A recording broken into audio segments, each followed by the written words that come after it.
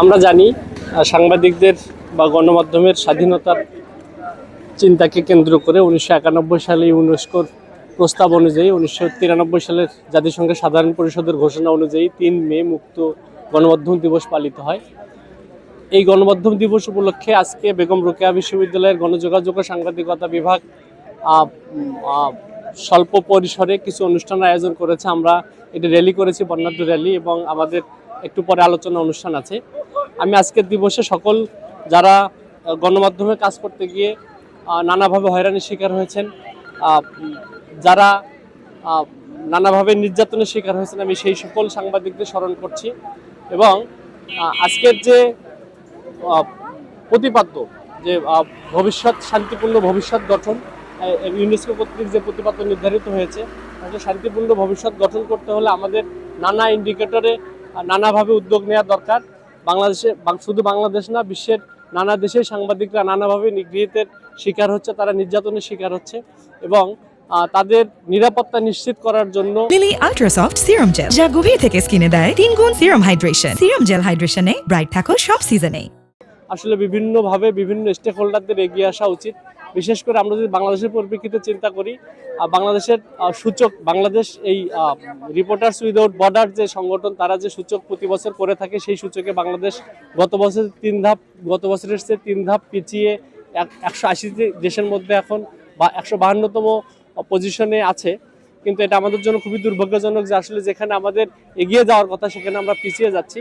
তো সেক্ষেত্রে আমি বলবো যে শুধুমাত্র একটা পক্ষকে দায়ী করলে হবে না। আমরা যদি মনে করি যে দেশের শাসন ব্যবস্থা সরকার থেকে শুরু করে গণমাধ্যমের মালিকানা, এবং আমরা যারা গণমাধ্যম কর্মী হিসেবে কাজ করে থাকি বা গণমাধ্যম নিয়ে চিন্তা করি, কথা বলি, তাদের সবারই এই বিষয়টাকে নিরসন করা উচিত। আজকে গণযোগাযোগ ও সাংবাদিকতা বিভাগের পক্ষ থেকে যে র্যালি করা হলো, এই র্যালি পরবর্তীতে আমরা বিশ্ব মুক্ত গণমাধ্যম দিবস উপলক্ষে বলতে চাই যে সারা বিশ্বে সাংবাদিকতা পেশাজীবীদের জন্য একটি মুক্ত এবং স্বাধীন পরিবেশ নিশ্চিত করার জন্য আমাদেরকে সবাইকে কাজ করতে হবে এবং সবাইকে একমত হতে হবে যে স্বাধীন সাংবাদিকতা একটা রাষ্ট্রের, একটা দেশের উন্নয়নের জন্য একান্তই অপরিহার্য।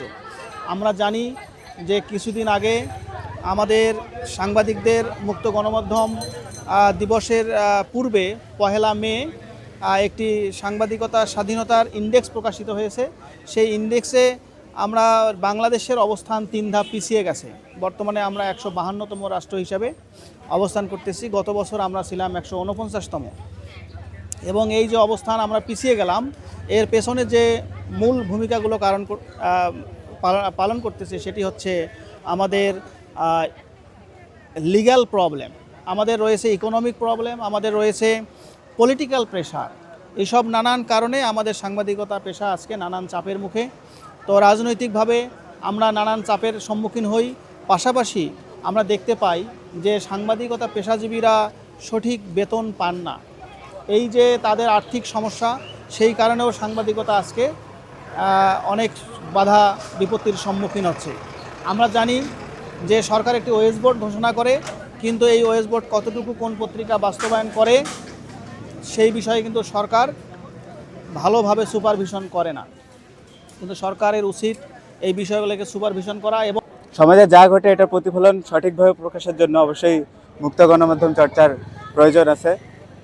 আপনি যদি কোনো সংবাদকে সেন্সরশিপের আওতায় আনি, তাহলে এটা আসলে মুক্ত গণমাধ্যমের চর্চা হয় না। Lily ultra soft serum gel, যা গভীর থেকে স্কিনে দেয় 3 গুণ সিরাম হাইড্রেশন। সিরাম জেল হাইড্রেশনে ব্রাইট থাকো সব সিজনে।